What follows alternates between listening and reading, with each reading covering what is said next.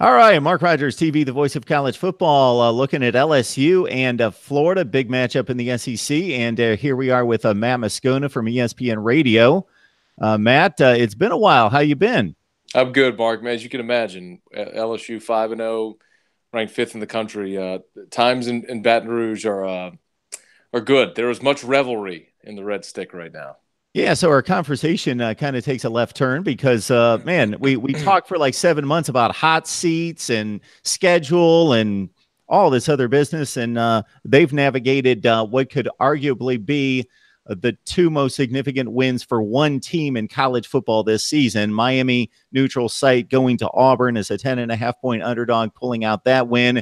There's a lot more work to do, but still, LSU, what has surprised you thus far? You were a guy that was very realistic about the expectations this year, but still, you knew that there was potential and is still a talented roster to get some things done, maybe more so than the average person looking at this football team pre-Miami. Yeah, so I picked LSU 7-5 this year, and it wasn't so much that I didn't think they had talent. I think there were just enormous question marks and a brutal schedule to try to navigate to figure out those answers. So what you've learned so far is that Joe Burrow is pretty good at quarterback.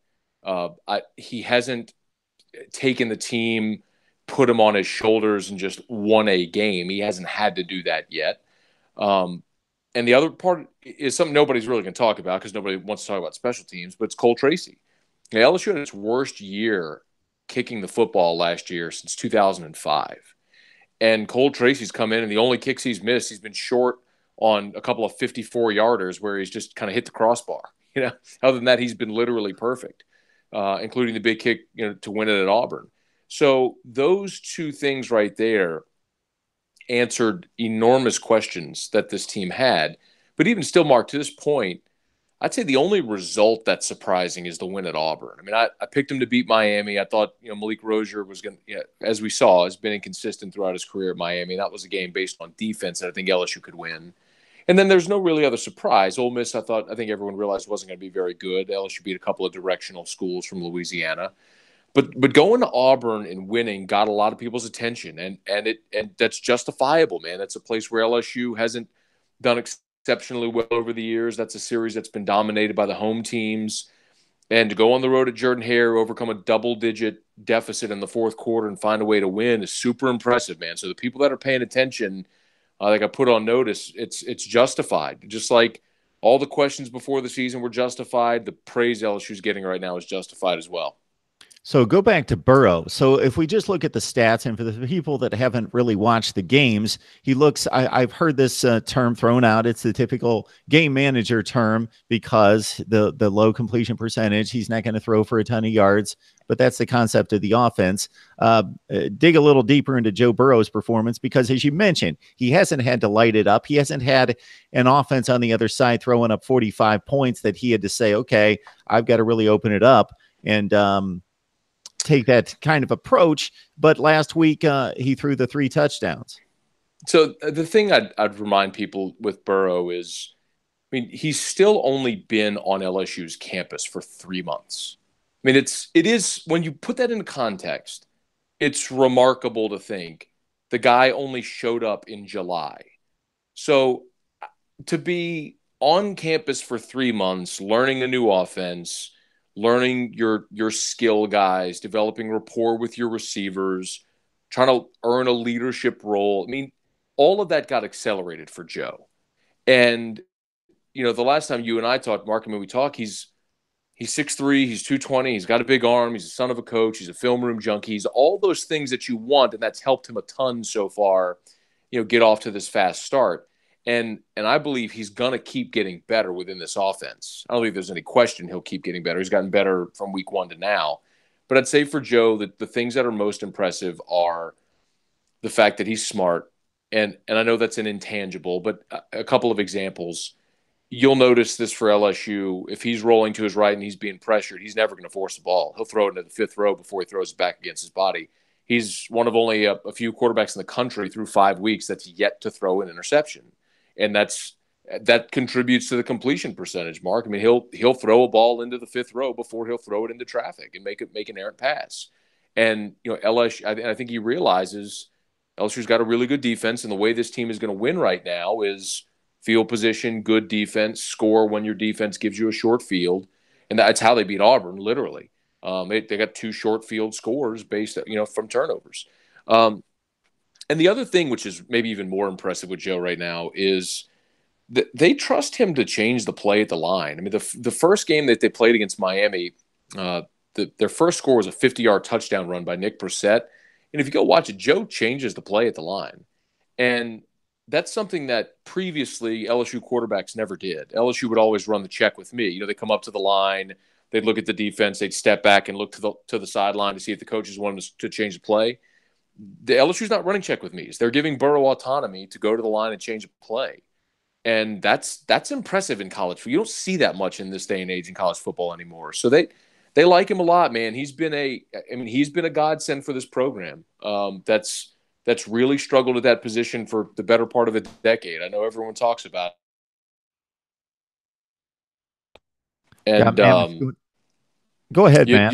Thought I lost you there for a second, but I think we've got. I think we're secure. I got it. Yeah, I had a phone call come through. I had to delete it, decline it. But yeah. Anyway, point is, Joe Burrow's been a pleasant surprise, and I think he's going to keep getting better. Yeah, we talked during the offseason. So the foundation of the team seemed to be solid, but who's going to throw it? Well, we found that out. But how good is he going to be? Who's going to run it? Who's going to catch it? In terms of who's going to catch it, again, the stars next to the names were all there, especially the kid coming in, Terrace Marshall. Everybody knew about him who follows college football to that level across the nation. But I'm noticing Justin Jefferson has been the main target in regards to production. Now, this kid was completely off the radar in terms of national rankings. I'm looking at a number 308 national ranking at wide receiver, according to 247 Sports. So what's the deal on this kid? He's from Destrehan. He's the younger brother of Jordan Jefferson, former LSU quarterback. And their other brother, Ricky, was a safety at LSU. So he's the third Jefferson brother to come through LSU. And look, man, he played at a high school system at Destrehan, which is in the river parishes near New Orleans. That's just it's a prominent power, and they're well coached. And when guys show up on campus, he understands the route tree. He understands how to block. He understands how to run clean routes. He can technically play the position very well, which is why he got on the field. I don't know how much high school football you watch, Mark. I mean, I've called my fair share of it. A lot of high school football is, hey, man, if you got the kid who's 6'3", 210, and he's being covered by a cornerback that's 5'8", 160 pounds, you play a lot of jump ball, And it's different when you have an offense where a guy – it's the same thing that happened with Odell Beckham. Odell played at Newman in New Orleans, a private school, great coaching, traditional power. It's where the Manning boys went. Odell showed up on campus day one as a more polished wide receiver, not an athlete, a wide receiver. It's why he played a lot as a true freshman. And it's the same thing with Jefferson right now. LSU lost DJ Chark and Russell Gage, our top 2 receivers of a year ago. The leading returning pass catcher was Foster Moreau, the tight end, with 27 catches from last season. They just had a gigantic hole at receiver and said, all right, who's going to step up? And Jefferson's the kid that they know he's going to run the right route. They know he can get off a jam at the line of scrimmage. If they throw it to him, he's going to catch it. And so far, he's been really good at all 3. The running back position was similar. Nick Brissett obviously took charge of that, although Clyde Edwards-Helaire getting his shot with a number of carries. Your thoughts about with the way Brissett has performed? Can you compare it in any way to number 1 LSU running backs of the last 10 years? No. Probably not. Okay. I know, but that's unfair to Nick, okay? Because when you think about the running backs in the last 10 years, you're talking about NFL running backs. You're talking about generational talents like Leonard Fournette, all SEC backs like Darius Geis and Jeremy Hill, who was a second-round pick, and Joe Adai, who was a first-round pick, and Stephen Ridley, who was all SEC. I mean, you're talking about elite level backs, next level backs. And that's not Nick, but that's okay. I'd say his strongest attribute so far, and that's another guy who waited his turn, Mark. I mean, he's a senior. He's sat behind Fournette and Geis and Darrell Williams and all those guys and waited his turn, and this is his turn. And now he's just a 22-year-old who waited his turn. Physically, he's kept his body ready, and his best attribute is his vision. You just rarely see. Heard Les Miles talk about this about a couple weeks ago about Nick, and Les, of course, recruited Nick to Baton Rouge, and Nick played with Les's son Manny at University High in Baton Rouge. So look, Nick Brissett just rarely misses a cut. It's just he's got great vision, and if something's not there, he'll find a way to find a seam and squirt through and get 3 yards instead of being thrown for a loss. So Nick's been a pleasant surprise. He's not the game breaker that LSU's had in the past, and it's not one of those things like, I remember when LSU played at Florida in 2014. That was Fournette's freshman year, and they saddled up and they just said, "Hey, Fournette, freshman." They handed it to him 27 times in the swamp and said, "Just go grind us out a win," and he did. That Brissett's not that guy, but he's been a very capable SEC back for LSU here in the first month of the season. We've got Matt Moscone on the line from ESPN Radio Baton Rouge, New Orleans, and Matt's got a zillion things going on, so we appreciate him taking the time to talk LSU football. Of course, once a program like an LSU goes from question mark and all the doubt concerning the schedule and who's going to fill in the gaps at these positions that are key that we don't know about, and then they win like they did convincingly against Miami, and then double that up on the road against Auburn. Then suddenly there's SEC talk, national championship talk. It's undefeated. It's, Alabama. And that's pretty much what the national kind of narrative becomes is, okay, LSU, can they get by Alabama? But there's Texas A&M, there's Florida, there's a number, and LSU's not bludgeoning teams. Louisiana Tech was within 3 with about 10 or 12 minutes left to play. So they're not bludgeoning teams. There's nobody that they can look past. And obviously they're only a 2-point pick at Florida against a Florida team that is very similar in so many ways in terms of trying to scrap to score points, although they're nowhere near where LSU is at quarterback. So it could be a rough one in Gainesville in regards to trying to grind out a win like you're talking about. Yeah, I think similar to a year ago, LSU and Florida played a 17-16 ball game in Gainesville. So it's the oddity for those that don't remember. It's the second consecutive year LSU's going to Florida because of the Hurricane Matthew stuff in 2016. Florida played consecutive years in Baton Rouge, so now LSU's back in Gainesville for the second consecutive year. And it's never easy to go play in Gainesville. Saw today that Florida's announced the game as a hard sellout. They're honoring their 2008 national championship team. Tim Tebow's going to the Ring of Honor. So there's going to be a lot of emotion around the game for Florida. I think the world of Dan Mullen as well. Mullen has given LSU fits the last handful of years. Since he's been at Mississippi State, now at Florida, he's actually covered the last 4 as the Mississippi State head coach against LSU. Todd Grantham is Florida's defensive coordinator, and LSU's seen him the last 2 years. He was at State last year when they beat LSU 37-7, and he was actually the defensive coordinator at Louisville 2 years ago when LSU played him in the Citrus Bowl. And LSU won that game 29-9, but his defense harassed Danny Etling that day. I think it was maybe 2 sacks, 10 tackles for loss, 8 more quarterback hurries. Grantham's a pressure quarterback, a pressure coordinator. So I'll be very interested to see. This will be the first time that Burrow faces a defense like this that has superior athletes that are going to be bringing pressure the entire game. Auburn had a ton of talent on that defense, but they didn't harass Burrow throughout the way that Florida's going to try to do. So I'll be very interested to see how Burrow holds up in the face of that pressure, because I don't think there's any – look, it's obvious. Florida leads the country in takeaways. It's obvious what their plan is going to be. It's going to be force LSU into mistakes, try to get a short field for Felipe Franks. But the flip side of it is I think that's exactly what LSU is going to try to do as well. Win field position through special teams, try to force turnovers, and get a short field for your offense. I think whichever team's able to do that probably wins the game tomorrow. So in looking at the scores over the last 7 or 8 years, as you bring to mind, 2 things stand out. Usually a grind and usually close. 17-16, 16-10, 35-28, 30-27. And these scores seem to conjure up memories and they start to click. And I remember, that play. Yeah, I remember that game. 17-6, 14-6. That's back when the big Gators were really playing defense and you had LSU teams that just wanted to throw like 10 times and grind out the win. So it should be another interesting one. So the LSU defense against the Florida offense, there would seem to be little worry there. I think Florida is very capable at the running back and wide receiver position, but those are contingent, especially a wide receiver, on who's throwing the ball. And Felipe Franks, talking to our Florida guy last night, getting better, but still a long ways to go. Yeah, the funny thing about Franks, too, is he was committed to LSU for a long time. That was Cam Cameron's guy. And, a few weeks before National Signing Day, he flipped from LSU to Florida.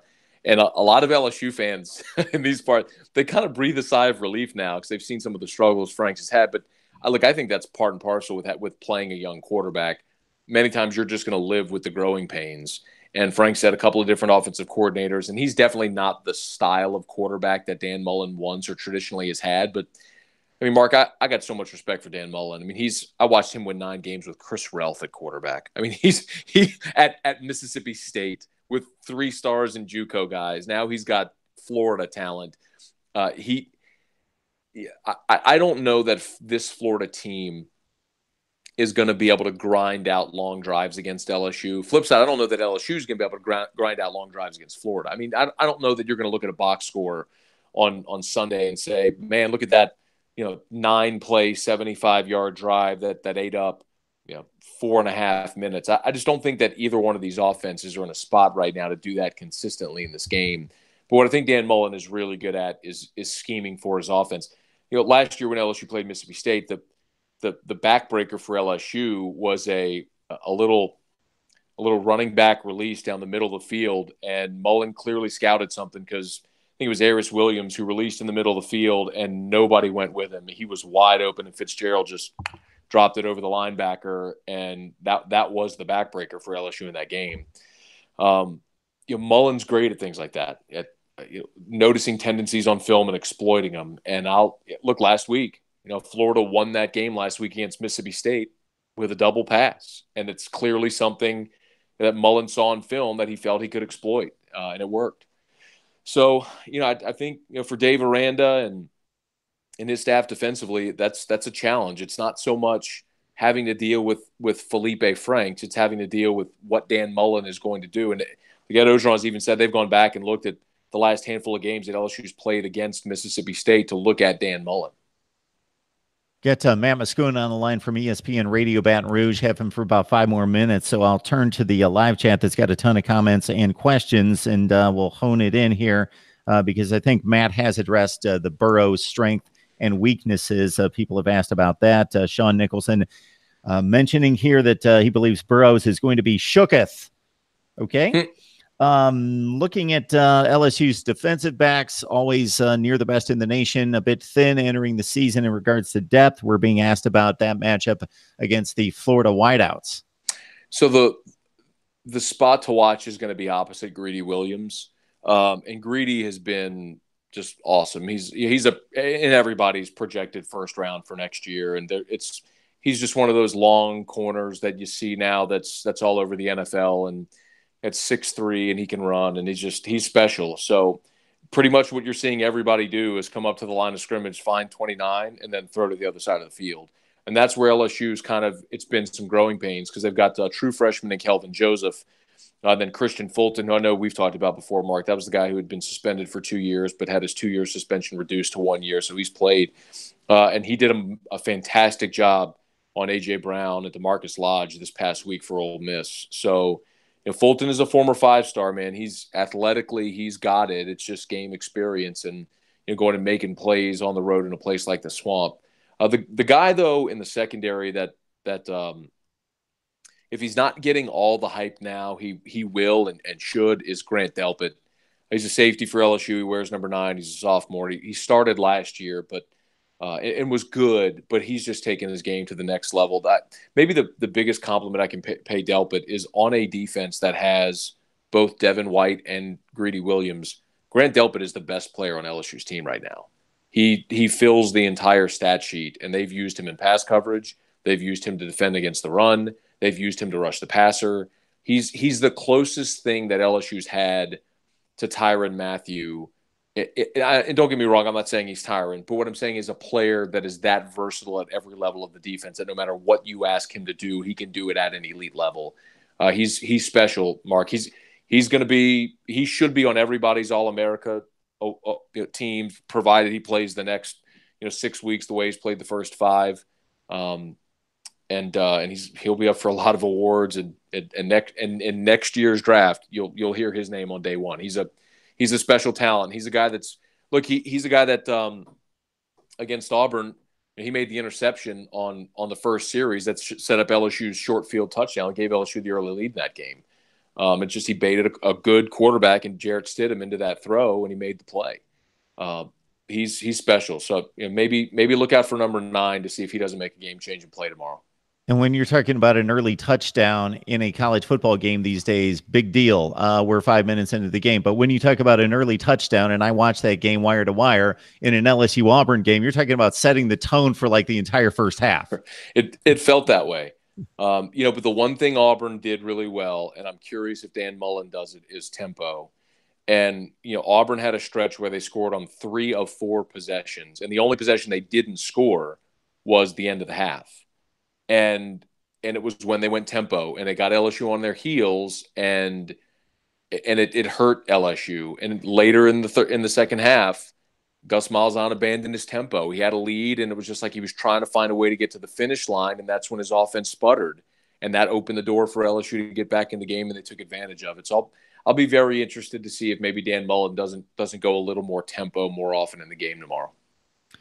Swampy McGee joining us with a number of comments here on the live chat, so we can guess, Matt, possibly where his heart is. I'm guessing that's on his birth certificate, right? Exactly. So he's asking all sorts of questions. So we'll hone it down to Burrow escaping the pocket running. Now, I'm going to guess, based on what I know of Joe Burrow, even going back to Ohio State and the big games that I've seen the 2 big games and then a little bit against Ole Miss, is that he escapes when he needs to. He makes the right decision, and he escapes the pocket and picks up the third down conversion when he needs to. But just talking about escapability for Joe Burrow, and that being a dimension that the Florida defense needs to account for. What LSU's actually done that's surprising is they've used him as a runner. He's not Michael Vick, but he's got some deceptive ability to run. Last week they had a 3rd and 4, and they ran a straight quarterback draw and got 9 yards. Steve Ensminger, the offensive coordinator, said that he'd like to run Burrow more. Ed Ogeron is like, he's the only quarterback we have. Please don't run him more. So there's a little bit of a disconnect there. As far as just eluding pressure, I mean, there's been 2 times this year. Look, LSU's fumbled 3 times on the season, and 2 of them have been Burrow in the pocket, not protecting the football.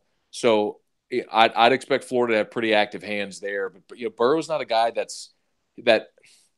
he's not afraid to step into a throw and eat a pop in the mouth. I mean, he's not looking, if your first or second read isn't there, he's not looking to tuck it and run. He'll stand in the pocket and make a throw. And I think that's earned a lot of his teammates' respect as well. He even said, because after the Southeastern game in week 2, he took a bunch of hits in that game. He'd taken a bunch of hits in that game. And a big part of the conversation that week was Burrow sliding. It's like, hey, man, you got to get down. You're literally it. I mean, they got Miles Brennan, but they're trying to redshirt him. After that, there's no other scholarship quarterbacks.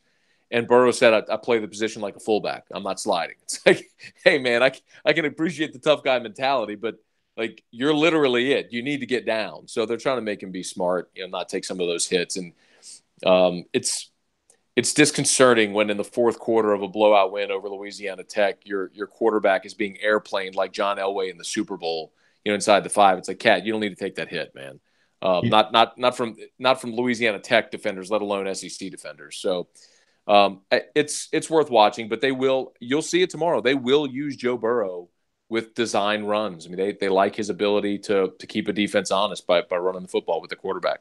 Matt Moscona, ESPN Radio, Baton Rouge, New Orleans. Matt, I have an idea what your schedule is like this time of year. So for you to stop by for 20, 25 minutes is exceptional. We appreciate the breakdown on LSU football. It's always my pleasure, Mark, man. Thanks for the invite. All right, Matt. Take care, man. Enjoy the game. I will stay on the line for a few minutes. We've got the line at 860-325-3687. If anybody wants to talk college football, it's 860-325-3687. I'll look at the live chat, address anything there. We had Steve Merrill on a few minutes ago on a different live stream. Steve joins us from prosportsinfo.com. I apologize to the folks that were joining us live there because I had mentioned and wanted to mention near the end of the segment that I needed to rush off to another segment on SG1 Sports and get that cut for them. And that's why we abruptly ended the live chat, or I would have stuck around to take some calls. But I'm here to engage in the live chat for a few minutes, also take some calls at 860-325-3687. Here we go, 860-325-3687. It's in the live chat. Otherwise, I will just let you know that, of course, we've got the newsletter, The Voice of College Football, released each and every Monday. So please send your email to mine. That's your email to MarkRogersTV at Gmail, and I'll get you the newsletter sent out each and every week. We've done it since week 1 of the college football season, and certainly it's received a nice response. So we appreciate that. And what you'll see there is a channel update. You'll see my take, my perspective on the previous college football weekend, my take, and then the stats, facts, and trends that you won't find in one collection anywhere else that people seem to love. And so all that in one spot for you. Just send your email to MarkRogersTV at Gmail, and we'll get you on the mailing list. Also, of course, my top 25s out from earlier this week, my bottom 10 previews and predictions here in the live streams for the last 2 nights on the live stream, Wednesday and Thursday night. Check that out. We got a lot of exceptional calls in, arguing college football playoffs, arguing the format, arguing all sorts of interesting topics across the games, and of course had previews on Alabama, Arkansas, a number of previews on LSU and Florida, Kentucky, Texas A&M, a huge game at Kyle Field coming up this Saturday. That's probably a bit under the national radar, but considering what Kentucky's putting together, shooting for 6-0, a game that we've given a lot of attention to, as well as Notre Dame and Virginia Tech, Texas and Oklahoma, and some others. My predictions will come out later today. So we try to stay hot at 17-6 against the spread last week, 17-6 against the spread. Now I've been up, down, up, down, up. So 3 ups and 2 downs has equaled 58%. And that's what I've delivered pretty much consistently against the spread for the time that I've been picking these college football games for years and years and years. Now straight up 21-2. And you want to listen for those gems, straight up upsets against the spread and against the money line. Because if you think about it, you're making money against Vegas if you're able to pick a straight up upset. For example, last week, I took Kentucky against South Carolina. Kentucky was a +2, a 2-point underdog against South Carolina. I took Kentucky straight up. I also picked Florida as a 7-point underdog to win at Mississippi State straight up, and they did. They pulled that out. Those were the 2 upsets that I predicted. Also, yes, I had 3. Virginia Tech as a 4.5 to 7-point underdog. The line went to 7. I took Virginia Tech to win outright at Duke. So there's 3 plays, all upsets straight up. I did take Penn State +4 to cover and win outright against Ohio State. So I was 3-1 in picking upsets against Vegas.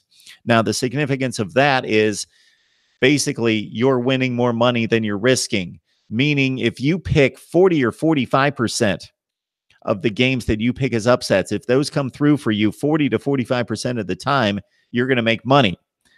I'm 10-6. That's like 63%. Again, that's straight up upsets. All right, we have previewed a ton of games. We're going to have more coming up tonight, previews and predictions, as well as my picks on week 6 of college football. Also want to remind you that we'll be live here at 10 a.m. tomorrow morning, 10 a.m. for our kickoff show of week 6. And we'll take you on through the day with instant analysis as we have each and every Saturday. Hope you guys enjoy that. All right, let's see what you guys have in the live chat. If there's anything else that we need to discuss, Swampy McGee is owning the live chat at this point. And certainly we appreciate you recognizing Matt's contributions here from ESPN Radio. All right, Shane Westwood, go blue. Of course, Michigan takes on Maryland as a 17-point favorite. And I fully believe that Michigan is the 2nd or 3rd best team in the Big Ten. It'll be interesting when they square off at home against Penn State in a few weeks.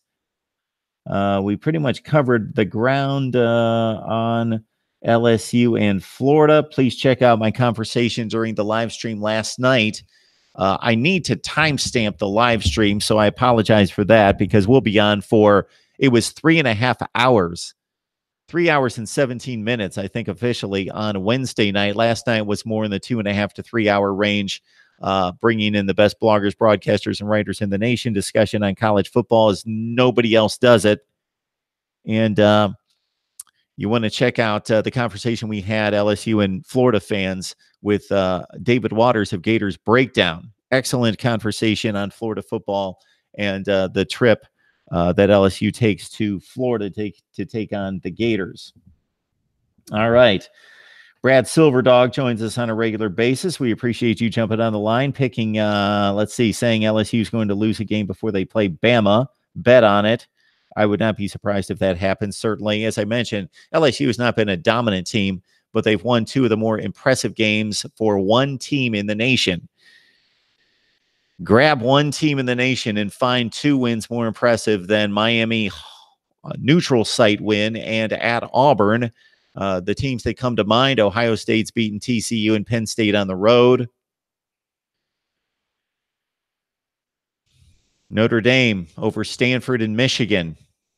Two impressive wins there. Kentucky has three impressive wins, although a bit of a lower grade in Mississippi State, South Carolina, and Florida.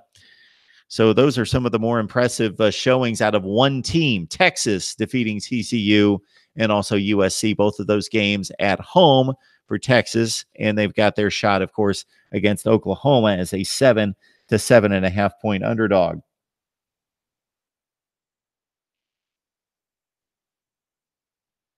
I'll have my predictions out later today, Swampy McGee. Canes crush Florida State, ? Can West Virginia make the Final Four? Tough November for the Mountaineers. Exactly. So forget anything West Virginia does from day one, week one against Tennessee, all the way through October. Certainly they have to avoid the upset. But if you look at the last 5 games for West Virginia, they are brutal. Let's pull it up right here. West Virginia, of course, undefeated at this point. And we were talking Heisman candidates with Steve Merrill. And check out that live stream that we just posted. But Steve talked about Will Grier actually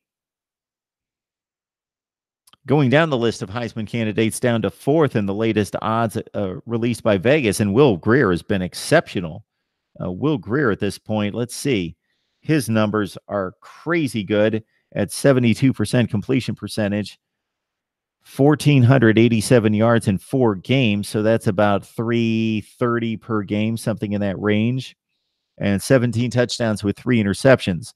Now, the West Virginia schedule, again, they have navigated Tennessee easily, and they had the game canceled at North Carolina State that I really, really wanted to see how good North Carolina State was in particular, but also wanted to see West Virginia against a quality non-conference foe, but that game wiped out by the Hurricane. They wiped out Kansas State. They had a tougher time with Texas Tech. They really manhandled the Red Raiders, had them running kamikaze drills all over the field in the first quarter, but then Texas Tech came back and made it a 1-score game and put a scare into the Mountaineers late. In Lubbock, though, 42-34. All right, for West Virginia, to Swampy McGee's point, or whoever made that point, I apologize, whoever it was on the live chat, Kansas, Iowa State, Baylor. That's the next 3 weeks for West Virginia. Obviously, they cannot slip up against Kansas. Iowa State on the road could be difficult. Baylor at home. Then the closing 4, Texas on the road, TCU at home, Oklahoma State on the road, Oklahoma at home. Texas, TCU, Oklahoma State, Oklahoma for West Virginia to close it out. So that could be difficult. Preseason, I picked Oklahoma to finish in first place in the regular season in the Big 12. I predicted a 3-way tie for second place with West Virginia, Texas, and TCU, and for Texas to receive the nod, whatever the tie-breaking system is in the Big 12, with 3 teams tied for second place, to go to the Big 12 championship game, and in a rematch in which they are going to lose the regular season game coming up tomorrow, that Texas wins the Big 12 in a rematch with Oklahoma in the Big 12 championship game. That was my preseason prediction, and I will stick with that. Mark Rogers TV, the voice of college football. I appreciate the support, the fine comments that we receive on a regular basis. Bama Boy emailed me twice today just to lend his support, tell me we're doing a great job here. We're cranking out the college football content. We are first rate in discussion, debate, analysis, just glowing comments from Bama Boy. So I appreciate those. Those words of encouragement and inspiration help keep us going here.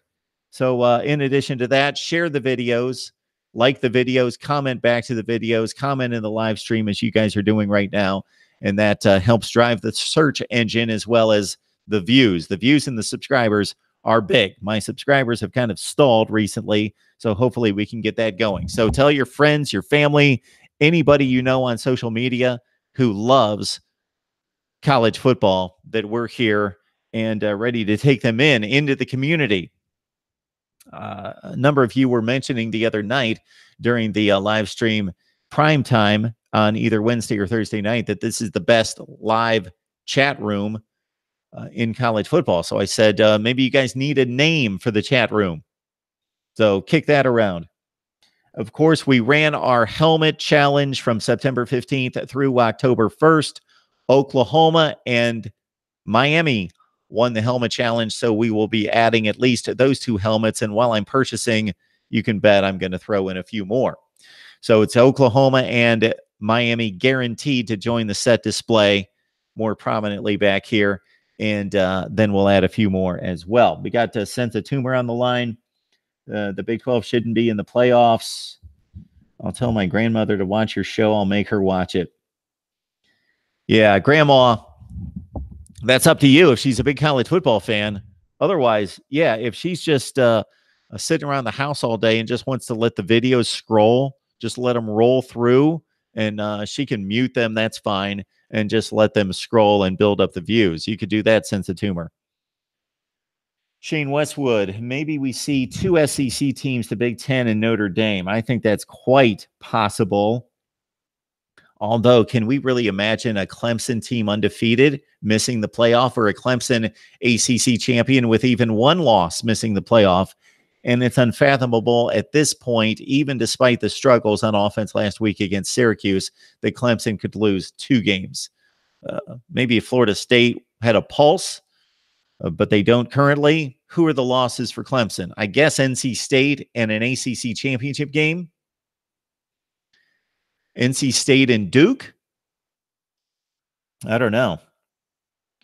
Brad Silverdog, Bama should be done with Arkansas by the first quarter, have time to watch many other games. Yeah, that's the situation we're in. Swampy McGee with a great suggestion here.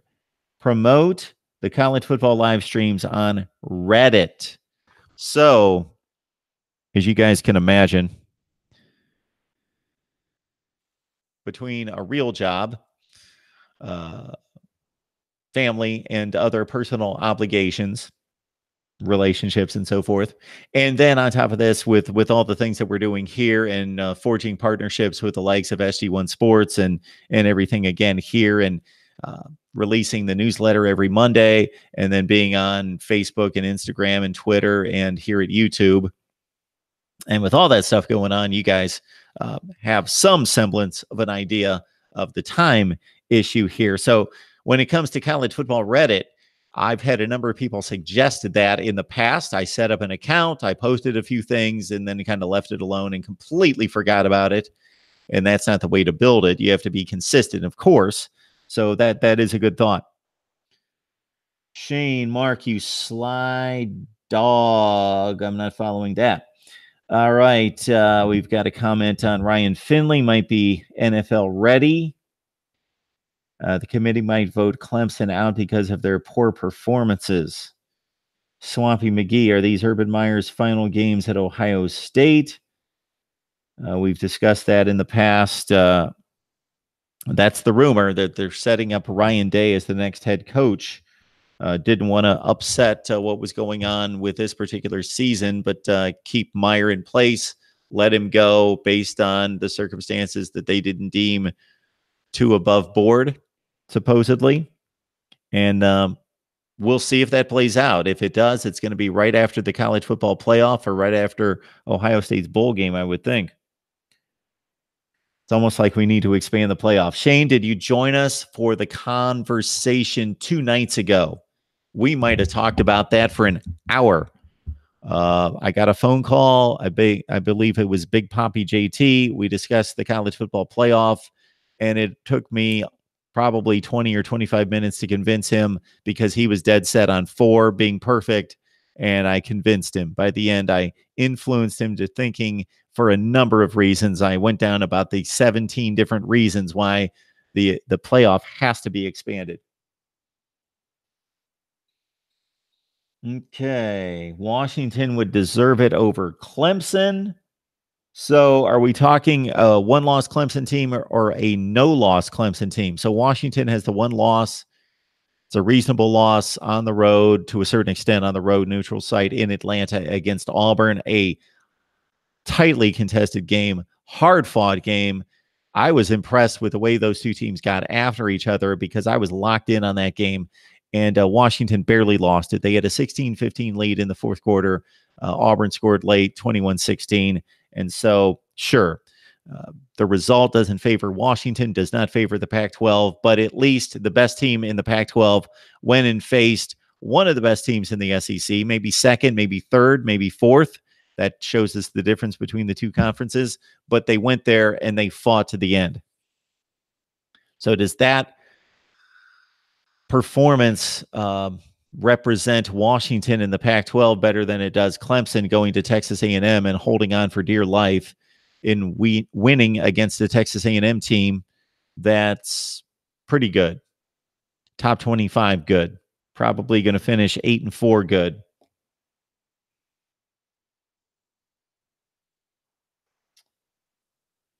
Sense of Tumor, Washington's a great team with a great coach. I would agree that they're a great, they have a great coaching situation with Chris Peterson. I don't know about great team. I don't throw around the term great very often. I think when we see great, when I use the term great, that means that I believe the team's going to win the national championship or come within seconds of winning a national championship, like the 2016 game between Bama and Clemson, or a team is remarkably talented, like the 2015 Ohio State team that didn't get a chance to play in the playoff, but then shows the next year in the NFL draft that, you know, this was an NFL team. They just slipped up once and they didn't get the opportunity. Those are great team type situations for me. Shane says undefeated Clemson still might deserve it, but there's no way they keep them out, especially with a young, hyped quarterback. Shorten the season to 11 games, make the playoffs a 6-teamer. Okay, I'm not going to get into this conversation right now. Sense of tumor, you can't go with 6 teams. I've explained this before. Yeah, you cannot go with 6 teams. You have to go with 8. But we will address that at another time. Yes, 8 makes total sense. 6 creates buys. Buys don't make sense. They create another whole other controversy that's unneeded. The advantage of having a bye in the college football playoffs is substantial.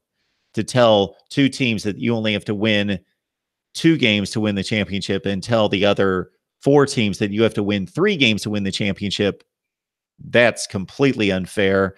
And to select the buys would be as controversial as we currently have in selecting team number 4.